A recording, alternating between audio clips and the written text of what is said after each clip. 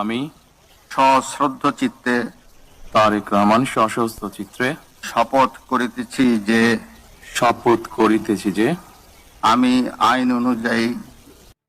আমি আইন অনুযায়ী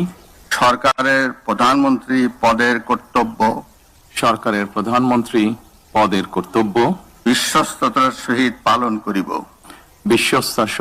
পালন করিব। আমি বাংলাদেশের প্রতি অকৃত্রিম বিশ্বাস ও আনুগত্য পোষণ করিব। আমি সংবিধানের রক্ষণ সমর্থন ও নিরাপত্তা বিধান করিব। আমি ভীতি বা অনুগ্রহ অনুরাগ বা বিরাগের বশবর্তী না হইয়া সকলের প্রতি আইন অনুযায়ী যথাবিহিত আচরণ করিব।